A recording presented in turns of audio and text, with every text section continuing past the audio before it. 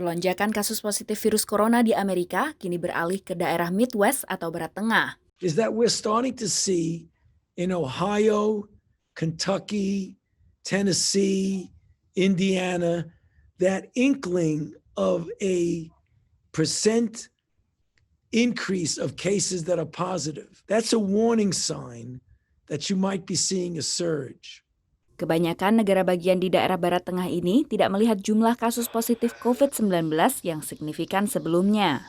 Kasus positif di negara bagian Ohio dan Kentucky misalnya baru mulai mengalami pelonjakan setelah pembukaan kembali tanpa ada gelombang pertama. Pakar menilai pola gelombang tidak bisa diterapkan pada penyebaran virus corona. Well, first of all, we have to understand we're really not experiencing waves anymore. This is a coronavirus pandemic that is not like one we've seen with influenza before. This is just one constant forest fire looking for human wood to burn. Sementara Konsulat Jenderal Republik Indonesia di Chicago dengan wilayah kerja daerah Barat Tengah Amerika juga mengubah imbauan mereka. Tadinya mulai bunyinya itu kenaikan di negara bagian lain di wilayah Midwest.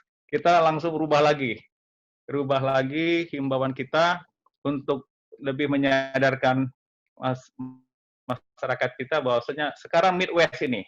Sekitar 12.000 warga Indonesia tinggal di 13 negara bagian daerah Barat Tengah Amerika. Sebagian besar negara bagian di wilayah Barat Tengah masih melanjutkan pembukaan PSBB di negara bagiannya, sekalipun angka positif COVID meningkat. Hanya 2 negara bagian, yakni Michigan dan Kentucky, yang memutuskan untuk menutup kembali perekonomian negara bagiannya. April lalu, 7 gubernur negara bagian di daerah Barat Tengah Amerika Serikat berkoalisi untuk merencanakan pembukaan kembali di daerah mereka. Koalisi ini merespon reaksi pasif dari Gedung Putih terkait protokol pembukaan kembali ekonomi. Diaspora Indonesia yang tinggal di daerah Barat Tengah AS pun melihat adanya perubahan terkait pelonjakan ini. Di negara bagian Kentucky yang menutup kembali kegiatan ekonominya, masjid pun menerapkan protokol COVID-19 yang ketat. Tempat wudhu dan toilet ditutup. Jadi orang harus wudhu dari rumah, harus membawa prayer sajadah sendiri. Kami punya protokol sendiri juga bahwa orang yang lebih tua dari 65 tahun atau lebih muda dari 13 tahun tidak diperkenankan untuk ikut kegiatan di masjid.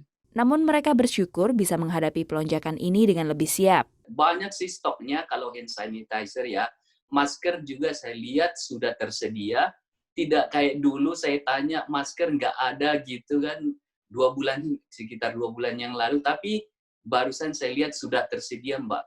KJRI Chicago juga mengimbau untuk mengambil langkah preventif yang paling ekstrim dibandingkan sekedar mengikuti peraturan pemerintah daerah atau kota yang kerap berbeda. Kebijakan memakai masker pun kadang-kadang jadi perdebatan ya. Di tingkat atas wajib, di bawahnya tidak, atau sebaliknya. Tapi kalau yang satu ini kita anjurkan kepada masyarakat kita wajib untuk mengikuti protokol kesehatan yang selama ini kita anggap bisa menyelamatkan atau melindungi kita lah.